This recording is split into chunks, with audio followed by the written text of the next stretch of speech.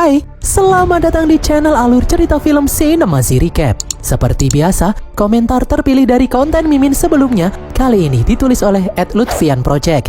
Dia menulis, kalau denger Mimin cerita gini, kayak nyata banget vibes-nya.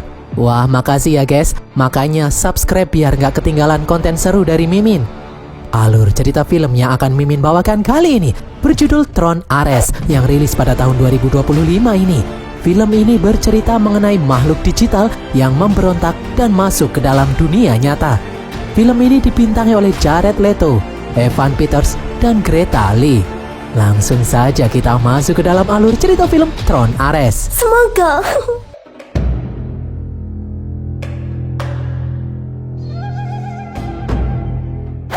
Di film pertama, seorang programmer komputer cerdas dari perusahaan Encom yang bernama Kevin Flynn berhasil menciptakan dunia digital yang disebut The Grid. Prestasi Kevin ini membuat saingannya yang bernama Ed Dillinger menjadi cemburu. Dillinger pun mencuri program buatan Kevin. Hal ini membuatnya menjadi naik pangkat, sementara Kevin sendiri dipecat dari Encom. Kevin yang berusaha mencari bukti kalau Dillinger mencuri hasil karyanya tidak sengaja masuk ke dalam dunia digital The Grid. Di dunia digital ini, Kevin harus melawan program AI jahat yang diciptakan oleh Dillinger yang bernama Shark. Setelah berhasil mendapatkan bukti kecurangan Dillinger pun akhirnya dipecat dan Kevin diangkat menjadi CEO Encom. Di bawah kepemimpinan Kevin, Encom tidak hanya menjadi perusahaan pembuat video game, namun juga menjadi perusahaan teknologi terbesar di dunia. 20 tahun kemudian, di film kedua, Kevin menghilang entah kemana. Putra Kevin yang bernama Sam yang sudah dewasa pun kini mencari ayahnya. Dia tidak sengaja masuk ke dalam dunia digital The Grid dan menemukan ayahnya terperangkap di dunia digital, ditahan oleh program digital yang diciptakan oleh ayahnya sendiri yang bernama Clue.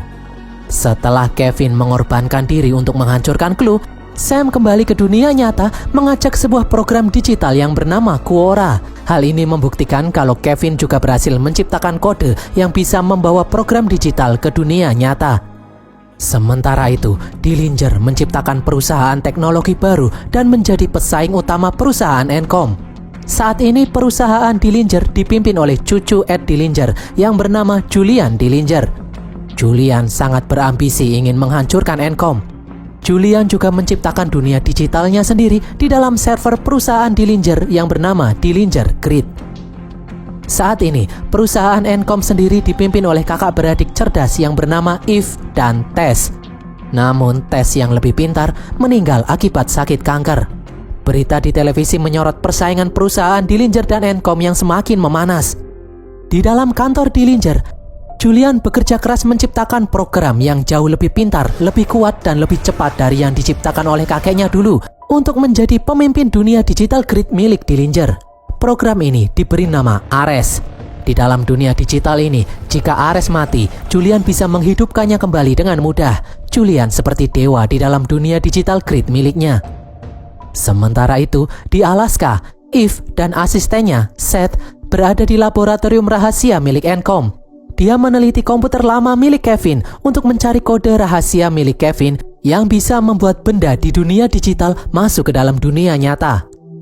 Di dalam perusahaan Dillinger, Julian melakukan presentasi di hadapan para pemegang saham dan petinggi militer.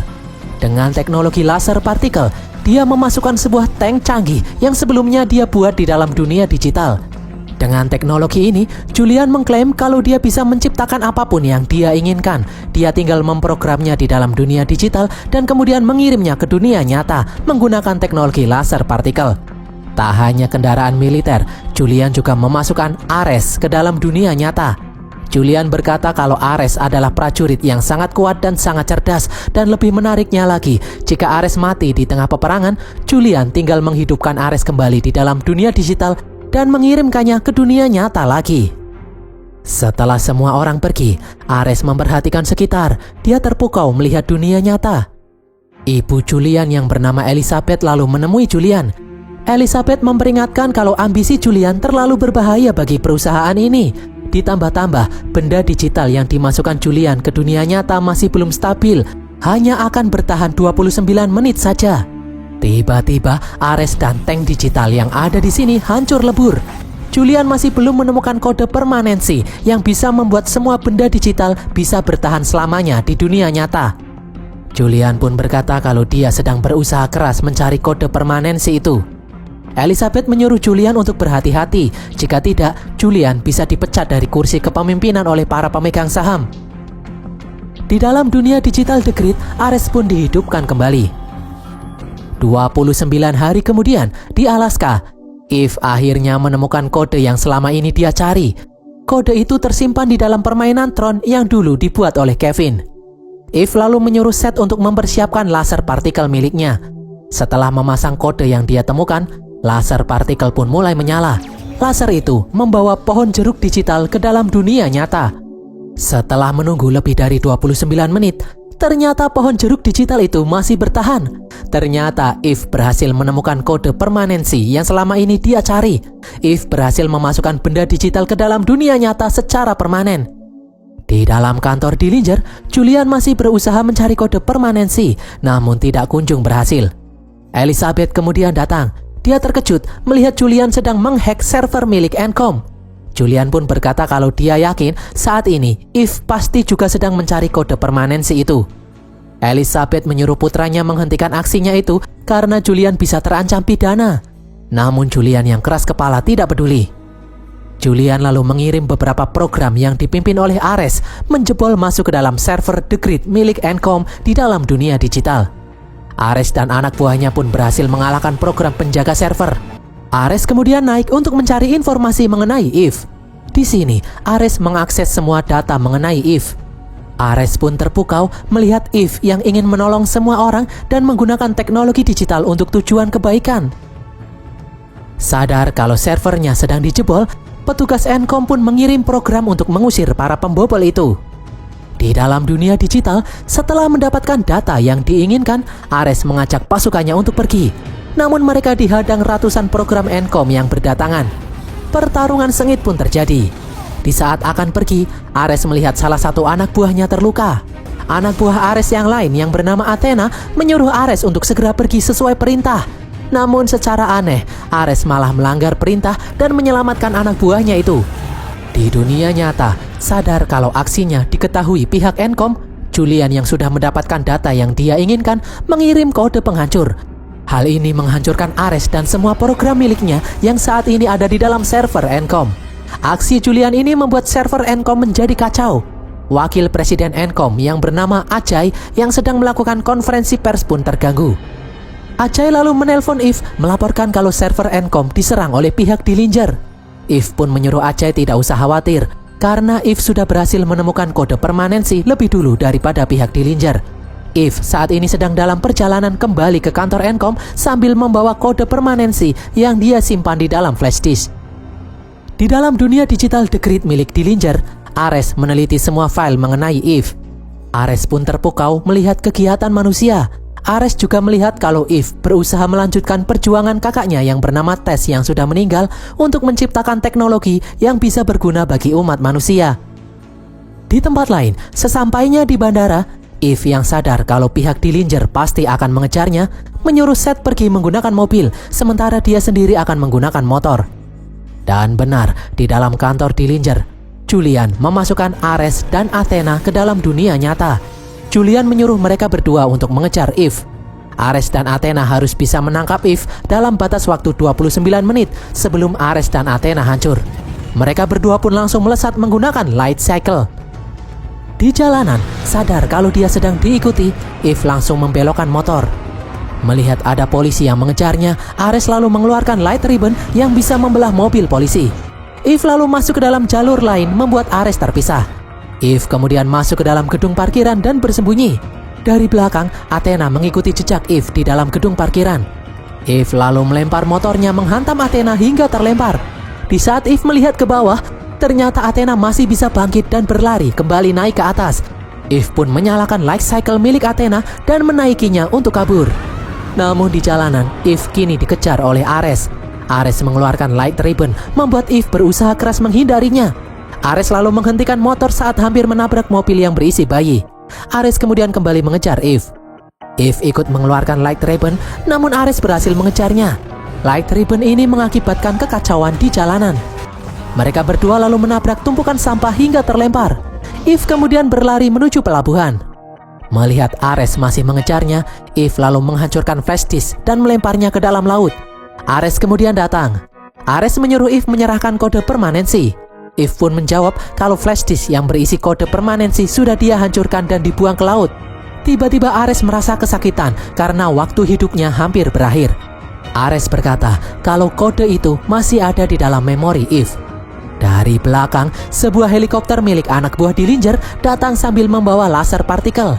Dillinger pun memerintahkan anak buahnya memasukkan Eve ke dalam dunia digital. Athena dan Ares pun akhirnya hancur karena sudah lebih dari 29 menit. Dari belakang, anak buah Dillinger menembakkan laser partikel ke arah Eve, membuat Eve masuk ke dalam dunia digital grid milik Dillinger. Di tempat lain, Elizabeth marah melihat berita kekacauan di jalanan. Jika orang-orang tahu kalau Julian dalang dari semua ini, Julian pasti akan dipenjara. Julian pun menyuruh ibunya tidak usah khawatir. Jika dia bisa mendapatkan kode permanensi itu, dia tidak akan takut kepada siapapun. Julian berkata kalau dia akan bisa menguasai dunia. Di dalam dunia digital, Eve masuk ke dalam dunia digital milik Dillinger. Ares lalu memasangkan cakram identitas milik Eve, membuat Eve sadar kembali. Athena lalu menyuruh Eve menyerahkan kode permanensi. Eve pun bersikeras kalau dia sudah menghancurkannya. Ares lalu menjelaskan kalau kode permanensi itu sudah tertanam di dalam memori Eve, tidak peduli Eve masih ingat atau tidak. Anak buah Ares lalu memberitahu jika mereka mengekstrak kode itu dari dalam tubuh Eve, hal itu bisa membuat Eve tidak stabil dan hancur. Itu artinya Eve bisa mati. Athena yang tidak peduli pun menyuruh anak buahnya untuk mulai mengekstrak, namun Ares melarangnya. Ares berkata kalau dia akan bertanya lebih dulu kepada Julian. Ares kemudian pergi ke ruang komunikasi. Di dunia nyata, Julian bingung karena dia mendapatkan pesan dari Ares. Ares memberitahu jika dia mengekstrak kode permanensi dari dalam tubuh Eve, maka Eve akan mati. Namun Julian tidak peduli. Julian bersikeras menyuruh Ares mengekstrak kode itu. Dia tidak peduli jika hal itu akan membuat Eve mati. Di dalam dunia digital, Ares kemudian kembali. Bukannya mematuhi perintah Julian, Ares malah berbohong, berkata kalau Julian tidak bisa dihubungi. Ares pun menyuruh semua anak buahnya pergi. Mendengar hal ini, Athena yang tidak percaya pun pergi menghubungi Julian sendiri. Setelah mendapat laporan ini, Julian yang marah pun mengangkat Athena menjadi pemimpin dan memerintahkan Athena membunuh Ares dan mengekstrak kode permanensi di dalam tubuh Eve. Di ruangan lain, Ares memberitahu Eve kalau Julian tetap memerintahkan dirinya mengekstrak kode permanensi meskipun hal itu akan menewaskan Eve. Dari belakang, Athena dan anak buahnya kemudian datang. Ares langsung menghancurkan lantai, membuat dirinya dan Eve terjatuh ke lautan digital. Ares lalu menciptakan pesawat membawa Eve kabur menuju portal transfer. Dari belakang, Athena mengirim pasukan untuk mengejar Ares. Ares memberitahu Eve kalau dia akan menolong Eve, namun dengan satu syarat.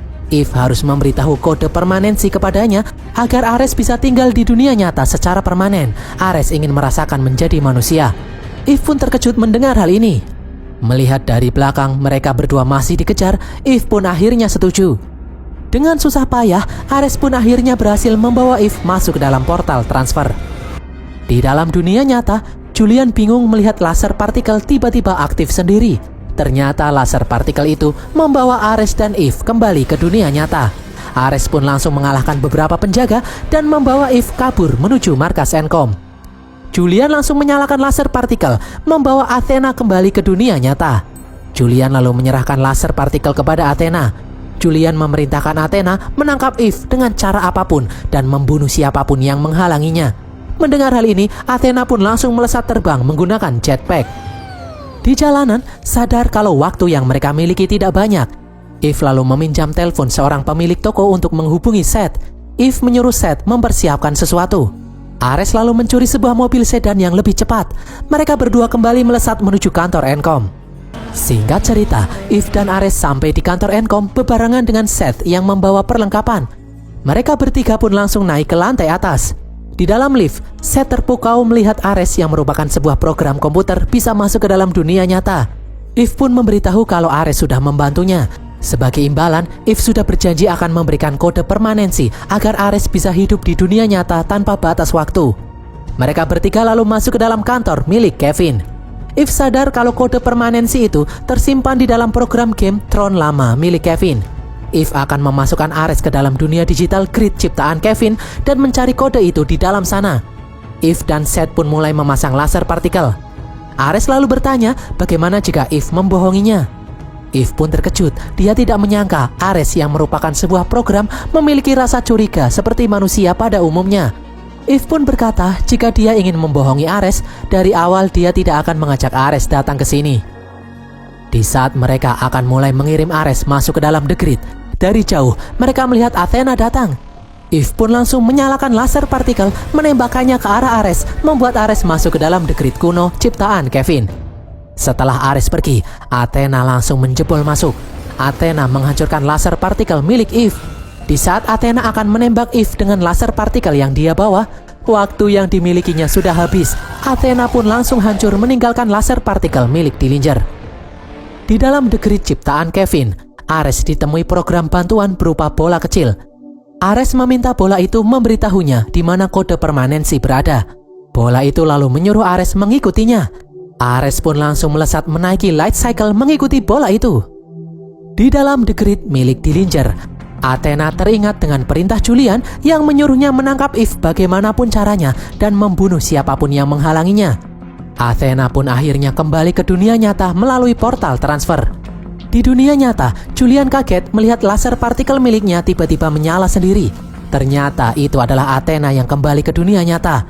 Julian yang kebingungan bertanya apa yang sedang Athena lakukan, karena Julian tidak merasa mengirim Athena ke dunia nyata. Athena pun mengingatkan perintah Julian sebelumnya yang menyuruhnya menangkap Eve dengan cara apapun. Athena lalu mengutak-atik mesin laser partikel. Athena berniat membawa pesawat tempur digital ke dunia nyata. Elizabeth kemudian datang. Elizabeth memberitahu Julian kalau para dewan yang kecewa sudah memutuskan akan memecat Julian. Elizabeth pun berniat mematikan mesin laser digital untuk menghentikan ini semua. Namun tiba-tiba Athena menusuk Elizabeth. Julian pun syok melihat ibunya sekarat. Julian bertanya kenapa Athena membunuh ibunya. Athena menjelaskan kalau dia hanya menjalankan perintah menghabisi siapapun yang menghalanginya.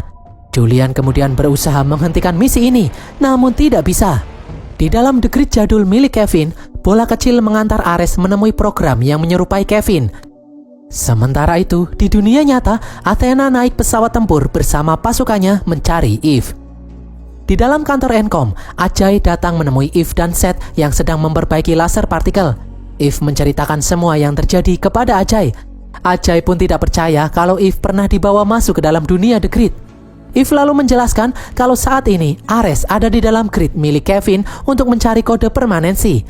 Eve meminta bantuan Ajay untuk memperbaiki laser partikel miliknya agar Ares bisa kembali ke dunia nyata. Di dalam The Grid, Ares memberitahu hologram Kevin kalau dia sedang mencari kode permanensi untuk dirinya sendiri agar dia bisa tinggal di dunia nyata. Mendengar hal ini, hologram Kevin pun tertarik mengetahui ada sebuah program AI yang ingin menjadi manusia. Di dunia nyata, dari jauh, Eve melihat Athena yang datang naik pesawat tempur. Eve pun menyuruh Ajay dan Seth menggunakan laser partikel milik Dillinger untuk menghack masuk ke dalam server grid milik Dillinger dan kemudian menghancurkannya. Sementara Eve sendiri akan pergi untuk mengalihkan perhatian. Di dalam The Grid milik Kevin, hologram Kevin menjelaskan jika Ares tinggal di dunia nyata, nanti Ares akan kehilangan semua kekuatannya. Ditambah-tambah, jika Ares mati, dia tidak akan bisa dihidupkan kembali. Hologram Kevin pun bertanya, memangnya apa yang Ares inginkan dengan menjadi manusia? Apakah Ares sudah mempelajari segala hal mengenai dunia nyata? Ares berkata kalau dia sudah mempelajari semua hal tentang manusia, termasuk semua kebudayaan manusia, buku, seni, dan musik. Mendengar hal ini, hologram Kevin pun bertanya, memangnya apa musik yang paling Ares sukai? Ares menjawab kalau dia sangat menyukai musik koplo. Hologram Kevin yang bingung pun bertanya, kenapa Ares menyukai musik koplo? Ares mencoba menjelaskan, namun dia tidak bisa. Ares tidak bisa mengungkapkannya dengan kata-kata. Ares berkata kalau dia bahagia saat mendengar musik koplo. Hologram Kevin pun terkejut. Ternyata Ares bukanlah program biasa. Ares memiliki perasaan. Di dunia nyata, Athena mengejar Eve yang berlari di jalanan. Athena lalu menembak helikopter yang menghadangnya. Aksi ini langsung mengundang pesawat tempur militer Amerika datang menembakkan rudal. Anak buah Athena kemudian datang menyerang, menghancurkan pesawat-pesawat tempur yang datang. Athena lalu mengirimkan Light Ribbon ke seluruh penjuru kota untuk menangkap Eve. Eve pun akhirnya terperangkap di dalam Light Ribbon. Sebuah pesawat militer lalu menembakkan rudal mengenai pesawat Athena. Pesawat Athena pun akhirnya jatuh. Di dalam The Grid milik Kevin, hologram Kevin akhirnya memberikan kode permanensi kepada Ares agar Ares bisa tinggal di dunia nyata secara permanen. Hologram Kevin lalu mengirim Ares kembali ke dunia nyata melalui portal transfer menuju kantor lama milik Kevin. Di jalanan, Athena menangkap Eve dan membawanya menggunakan tank digital. Athena menghancurkan kendaraan yang menghalanginya. Ares yang sudah datang kemudian melemparkan cakram identitas miliknya, membuat tank yang dinaiki Athena hancur lebur. Ares kemudian menolong Eve. Ares pun menyuruh Eve untuk pergi dari tempat ini.